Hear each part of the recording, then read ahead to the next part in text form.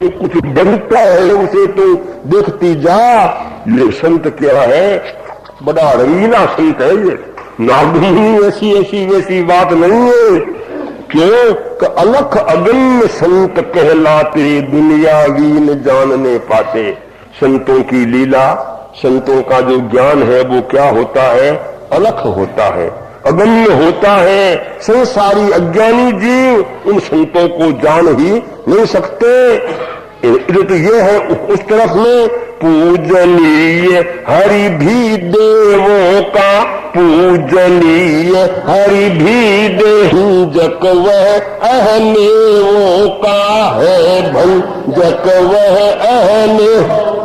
तो प्रण का बड़ा हटीला लीला नारद की, प्रण का बड़ा हटीला लीला बेटी तुम जानती लीला नारद की, बेटी तुम जानती लीला नारद की। पूजनीय हरि भी देवों का है वह भंजक अहमेवों का, प्रण का बड़ा हटीला लीला नारद की। उस तरफ में क्या है, हरि भी क्या है, देवों के द्वारा पूजनीय है और देवता उनकी करते हैं सेवा। और जहां अन्याय होता है उन अन्यायों को वो दूर करने वाले, हटाने वाले, ऐसे वे बड़े समर्थ हैं। इसलिए तुम चिंता मत कर। और नागमुनि ने जो आशीर्वाद दिया है वो 16 आना सही होगा। इस प्रकार भुआ ने आश्वासन दिया। बोली रुक्मिणी सती, बोली रुक्मिणी सती, मेरे कृष्ण ही पति, मेरे कृष्ण ही पति। ऋषि साक्षी से कहती हूँ आज, ऋषि साक्षी से कहती हूँ आ। बोली रुक्मिणी सती, बोली रुक्मिणी मेरे कृष्ण ही पति, मेरे कृष्ण ही पति। ऋषि साक्षी से कहती हूँ आज, ऋषि साक्षी से कहती हूँ। अंकुर प्रेम का तो पहले से ही था, अंकुर प्रेम का तो पहले से ही था। परिचय बिना पूरा निश्चय नहीं था, निश्चय नहीं। आज मिल गया सुयोग, आज मिल गया सुयोग। सारा मिट गया है रोग, सारा मिट गया रोग। ऋषि साक्षी से कहती हूँ आज,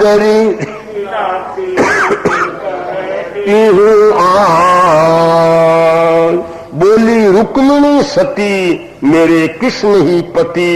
ऋषि साक्षी से कहती हूँ आज। उस वक्त में नागमुनि के का आशीर्वाद और बुआ का आश्वासन रुक्मिणी ऋषि के सामने, नागमुनि के सामने ही हाजिर कहती है कि ऋषि की साक्षी से मैं कहती हूँ कि मेरे जीवन में मेरे मालिक, मेरे पति होंगे तो कृष्ण महाराज ही होंगे। बस मेरे अंकुर, मेरे हृदय में पहले से ही उनके नाम पर मुझे प्रेम जागृत होता था। प्रेम का अंकुर तो था पर मुझे पूरा परिचय नहीं था, ज्ञान नहीं था भी वो कौन है, कहाँ रहते हैं, क्या है। आज नागमुनि ने सारी बात मुझे सुना दी, मुझे सहयोग मिल गया। अब मेरे हृदय में कोई दूसरा रोग नहीं है, कहीं मुझे चिंता ही नहीं है। इसी साक्षी से मैं प्रतिज्ञा लेती हूँ कि इस भाव में मेरे मालिक होंगे तो द्वारकाधीश ही होंगे। इस प्रकार रुक्मिणी ने ऋषि के सामने अपनी प्रतिज्ञा सुना दी। ऐसे कहती हुई रुक्मिणी, ऐसे कहती हरि का ध्यान लगाती है। प्रिय दर्शन को अति तत्पर वह रोमांचित हो जाती है। प्रिय दर्शन को अति तत्पर वह रोमांचित हो जाती। पटुतायुत संदेश पठाओ, पटुता नारद पुण्य जनाते हैं। हाँ नारद संरक्षक श्री कृष्ण बनेंगे दृढ़ता से जतलाते हैं। संरक्षक श्री कृष्ण बनेंगे दृढ़ता से जतलाते। मनमानी करने वाले, मनमानी करने अभिमानी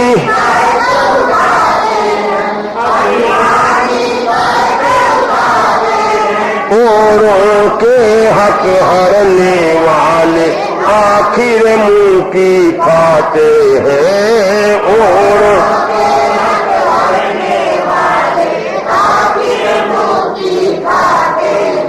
ऐसे कहती हुई रुक्मिणी हरि का ध्यान लगाती है। प्रिय दर्शन को अति तत्पर वह रोमांचित हो जाती है।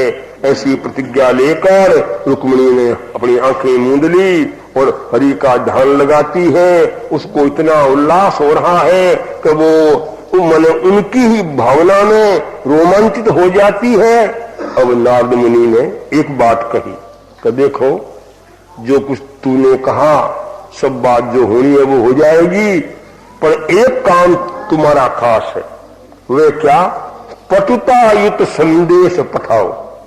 तुम्हारा यहां से संदेश जाना जरूर है, द्वारका तक, द्वारकाधीश तक तुम्हारा संदेश कि मैं आपके नाम पर हूं और मैं आपके नाम के ऊपर बैठी हुई हूं, मेरे पर अन्याय हो रहा है, उसकी रक्षा करना आपकी जिम्मेवारी है। बस इतना संदेश तुम्हारा वहां पहुंच जाए, फिर जो कुछ होगा वो स्वयं देख लेंगे। ये काम तुमको जरूर ही कैसे ही किसी रूप से तुम द्वारका तक संदेश जरूर भेजो। इतनी बात नारद मुनि ने कही। नारद ने अंकित किया, नारद ने भीम सुता का चित्र वाह वाह। प्रकट चित्र में रुक्मिणी, प्रकट चित्र में रूप अंकित बने विचित्र, अंकित बने चित्र वही, कविता वही, चित्र वही, जिसका वर्णित भाव वह वह, जिसका दृष्टा श्रोता पर करे, दृष्टा श्रोता जो तद्रूप प्रभाव, जो तद्रूप। नारद ने अंकित किया भीम सुता का चित्र, प्रकट चित्र में रुक्मिणी जीवित बनी विचित्र। अब नारद मुनि में एक विद्या और थी, वो क्या थी? चित्रांक की। चित्र कला करने में वो इतने बड़े माहिर थे। चित्र की विद्या, संगीत की विद्या भी उनको बड़ी याद थी। तो नारद मुनि ने रुक्मिणी को बैठाई सामने, फिर उसका चित्र नारद मुनि ने तैयार किया। ऐसा चित्र उन्होंने हूबहू तैयार किया मानो जीवित क्या बैठी हुई है, रुक्मिणी बैठी।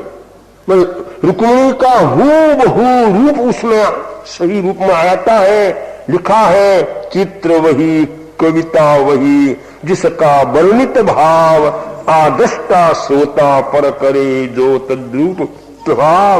मन चित्र वही सही होता है, अथवा कविता वही सही कविता है कि देखने वालों पर, सुनने वालों पर क्या हो जाए? तद्रूप प्रभाव हो जाए।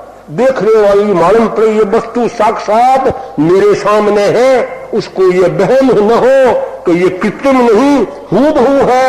ऐसे ही कविता का भाव ऐसा होता है कि सुनने वालों में जोश आ जाए, सुनने वालों में वैराग्य आ जाए, सुनने वालों में जैसा उसका जो होना वर्णन, वो वर्णन सुनने वालों के ऊपर तद्रूप हो जाए।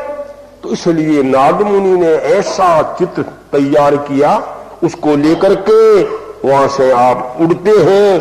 चल आए हरि सन्निधि में, चल आए पाए अति सम्मान, वाह वाह पाए। ले हरि को एकांत में, ले हरि को एक, बोले बचन प्रधान, बोले बचन। चल आए हरि समिति में, पाए अति सम्मान, ले हरि को एकांत में, बोले बचन प्रधान। वो चित्र को बनाकर नारद मुनि आकाश मार्ग से उड़ जाते हैं। उड़ते हुए कहां पहुंचे? द्वारका। तो उनमें काम धंधा यही है, तो यहाँ का वहां का, यहाँ करना है काम। सीधे कृष्ण महाराज की सभा में गए, बड़ा सम्मान किया। महाराज पधारो पधारो, आपका आना हुआ किस कारण से हुआ है? तो नारद मुनि ने कहा कि कुछ आपसे राजनीति के विषय में मुझे सवाल पूछने, राजनीति के विषय में कुछ आपसे चर्चा करनी है, इसलिए आया हूं। आप हैरान थे भी, आप तो संत हो गए, आपको राजनीति का क्या लेन देन है? कि नहीं नहीं, हम संतों को भी कोई कुछ लेन देन होता है, कुछ आपसे सवाल पूछने के लिए आया हूं। तो बोला फरमाओ। कि यहां नहीं पूछूंगा, एकांत में आओ। एकांत में ही आपसे सवाल पूछने हैं। तो आपको अच्छा, दोनों भाई और आप तीसरे कौन? नारद मुनि। तीन एकांत बैठते हैं। और नारद मुनि क्या पूछते हैं? जो नर चाहता है कन्या को, जो नर चाहता है कन्या को, किंतु न कन्या चाहती है, हाँ किंतु न कन्या चाहती है, क्या उनका संबंध उचित, क्या राजनीति बतलाती है? क्या उनका संबंध उचित, क्या राजनीति बतलाती है? बोले कृष्ण नहीं मैं फिर यदि, बोले कृष्ण नहीं मैं फिर अभिभावक भी हो विपरीत, अभिभावक भी फिर क्या उचित लिए कन्या के सहायता मांगे वे श्री, फिर क्या उचित लिए कन्या के सहायता मांगे वह श्री। मन माने कर, मन माने कर अभिमानी,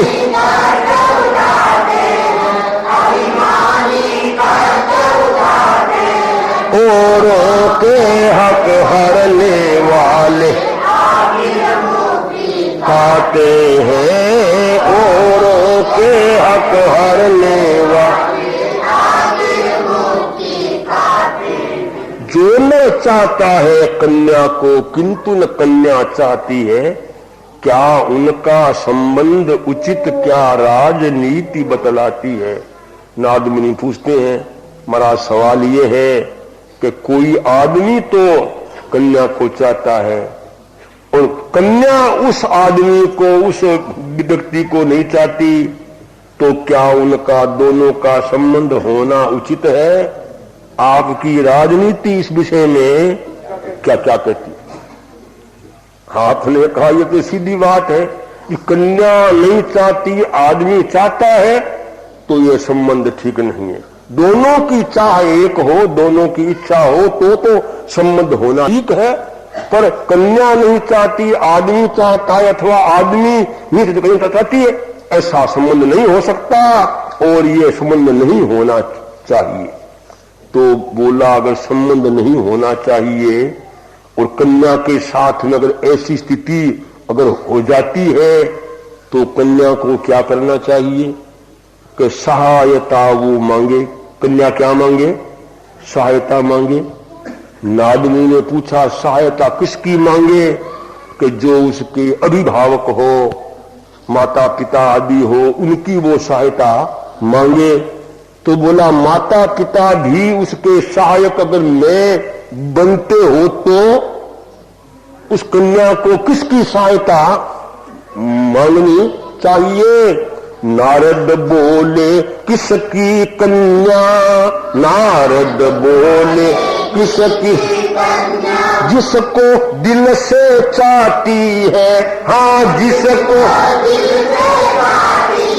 शक्तिमान यदि हो तो पहले उसको ही अपनाती है, शक्तिमान यदि हो तो पहले उसको ही अपना। नारद बोले शक्तिमान वह, नारद बोले यदि न सहायक बनता है, हाँ यदि न सहायक हरि बोला फिर बलशाली वह अपने पद से गिरता है। नारद बोले बलशाली वह अपने पद से गिरता, मन माने करने वाले, मन माने अभिमानी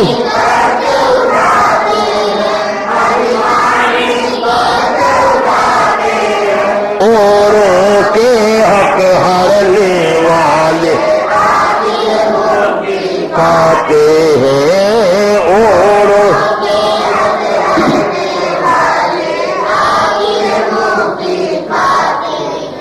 जब आदमी ने पूछा कि वो सहायता किसकी मांगे तो बोला अपने अभिभावकों की। बोला अभिभावक भी अनुकूल न हो तो किसकी मांगे? तो जिसको कन्या दिल से चाहती है, कन्या जिसको दिल से चाहती हो उसकी सहायता वो मांगे। यदि वो शक्तिशाली हो, समर्थ हो तो कन्या उसकी सहायता मांग सकती है। तो भाई अच्छा ये आपकी राजनीति में ये लिखा हुआ है। और नारद मुनि बोलते हैं नारद बोले शक्तिमान वह यदि में सहायक बनता है, हरि बोले फिर बलशाली वह अपने पद से गिरता है। तो बोला वो शक्तिशाली होता हुआ भी अगर वो सहायता नहीं करता है तो आपने कहा अगर वो कन्या सहायता देने के योग्य है, नहीं करता है तो वो शक्तिशाली की गरिमा से वो नीचे गिरता। अच्छा ये आपका जो आपने उत्तर दिया वो सही है ना? ऐसा कह करके नारद मुनि ने वो था ना किया हुआ चित्र, उस चित्र को सामने रखा। ऐसा सुन कर चित्र बताया, ऐसा सुन कर चित्र बताया, ऐसा सुन कर चित्र बता, ऐसा सुन कर चित्र मुग्ध हुए हर चित्र देख कर, मुग्ध हुए हर चित्र पूछा किसकी छाया के ऐसा कह कर चित्र बताया, ऐसा कह कर चित्र। क्या ऐसी हो सकती नारी, क्या ऐसी हो सकती नारी, शायद हो यह नाग कुंवारी, शायद हो यह नाग कुंवारी। सुरही चित्रकार है इसका, सुरही चित्रकार है नहीं मनुज की माया के ऐसा कह कर चित्र बताया, ऐसा कह कर चित्र बता। मन आकृष्ट हुआ है उस पर, मन आकृष्ट हुआ है उस पर, लगता फीका निज अंत पूरे, लगता फीका निज अंत। ये बतलाओ यह किसका, ऋषि के बतलाओ यह किसका, ऋषि के हाथ कहाँ से आया कि ऐसा कह कर चित्र बताया, ऐसा कह कर चित्र बताया। नारद मुनि ने धीरे से खाक में से निकाला, ऐसे गोल गोल किया हुआ सामने रखा। आपने पूछा ये क्या है? बोला बस ये बातें, हमारी बातें, आपको कोई पूछने की आवश्यकता नहीं है। हम तो ऋषि मुनि कहां कहां घूमते हैं, कई चीजें ले आते। अरे महाराज दिखाओ तो सही क्या है। आपने हाथ में ले खोला तो वो रुक्मिणी का चित्र ऐसा हूबहू किया हो। अरे बोला महाराज ऋषि मुनि हो, ये कहां औरतों के फोटो लिए फिरते हो?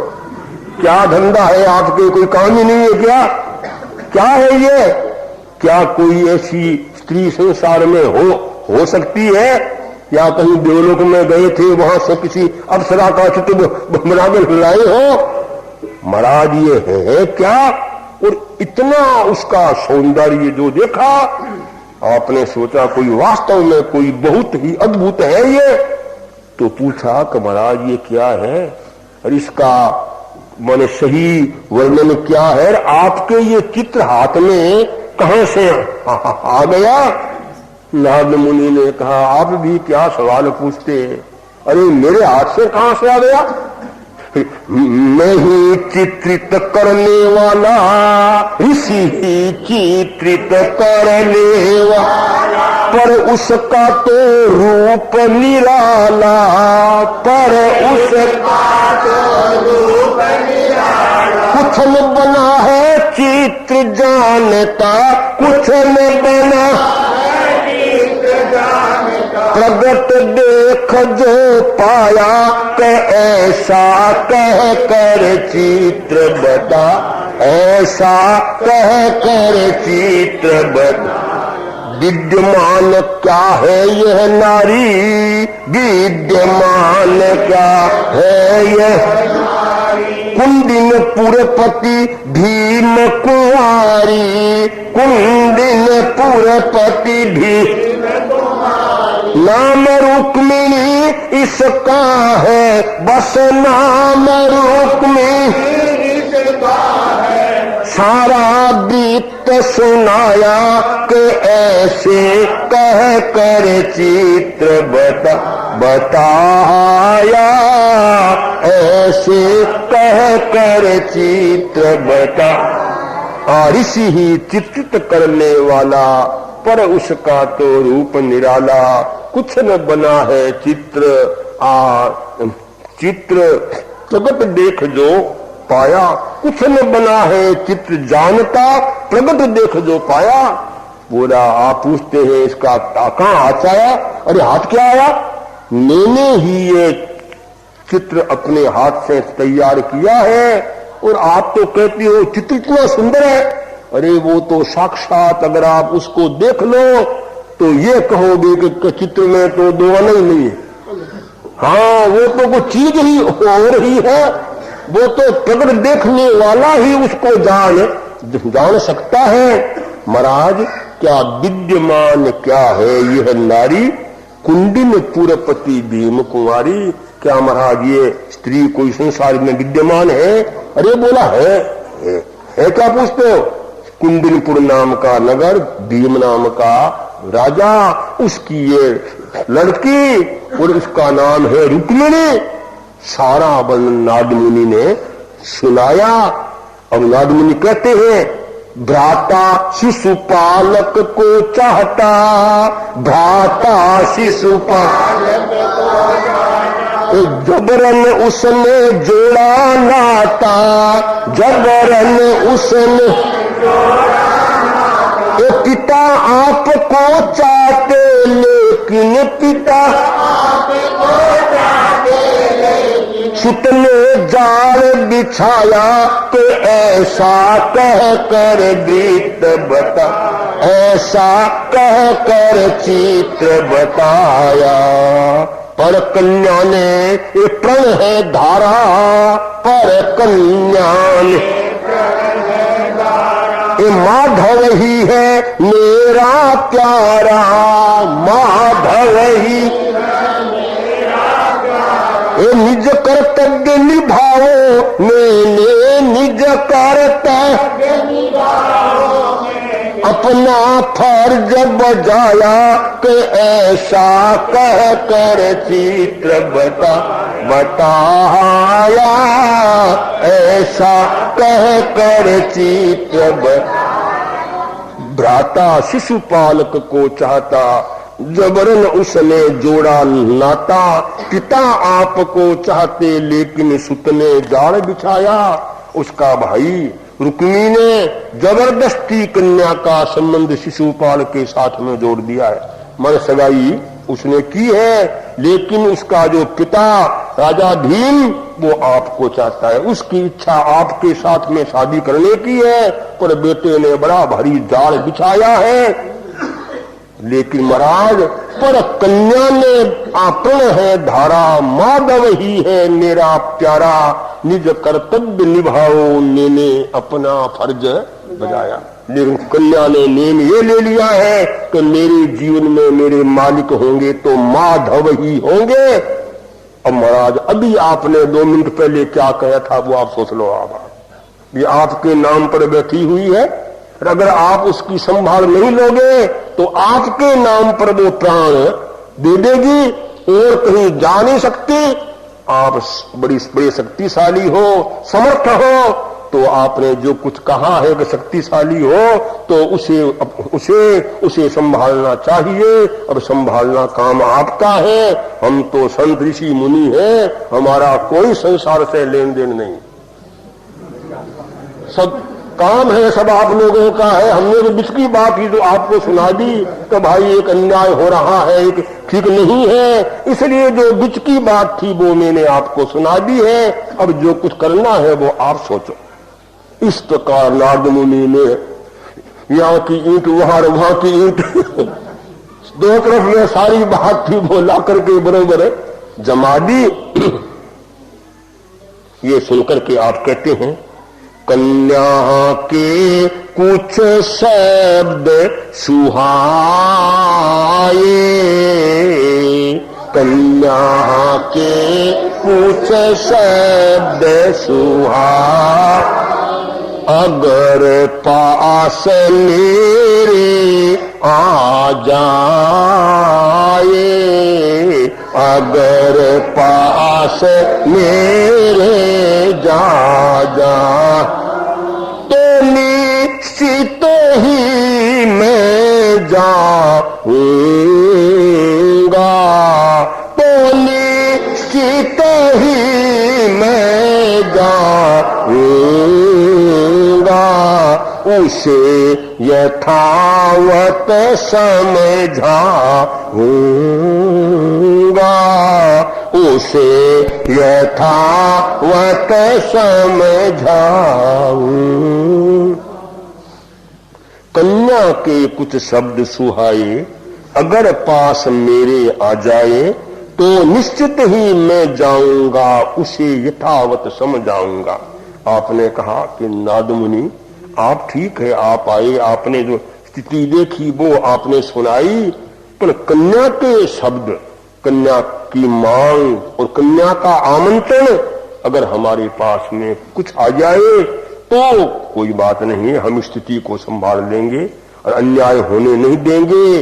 जब तक कुछ संदेश न आता तब तक मेरा क्या है नाता, बलात्कार की शिष्ट रीति गुणीजन नहीं लांगते नीति। जब तक कन्या का संदेश न आए तब तक बताओ, कई संसार में संबंध होते हैं, कई टूटते हैं, कई चीजें बनती है, हमारा क्या लेन देन है। जबरदस्ती किसी के बीच में जाना, बलात्कार से किसी को छीन के ले आना, यह नीति हमारी नहीं है, ऐसा नहीं हो सकता। कन्या की मांग यहाँ आनी चाहिए, कन्या की मन जो है माने उसका संदेश आ जाएगा तो सारी बात बन सकती है। इस प्रकार दूसरे में है शिशुपाल भुआ का जाया, है शिशुपाल भुआ यदि उसको जाए समझाया, यदि उसको जाए समझा, स्वयं मान जाए तो अच्छा, स्वयं मान जाए तो शाम मार्ग है सबसे सच्चा, शाम मार्ग है सबसे है शिशुपाल बुआ का जाया, यदि उसको जाए समझाया, स्वयं मान जाए तो अच्छा, शाम मार्ग है सबसे सच्चा। इसमें क्या है, शिशुपाल भी हमारा बुआ का बेटा भाई लगता है, तो अच्छा काम यह है कि शिशुपाल को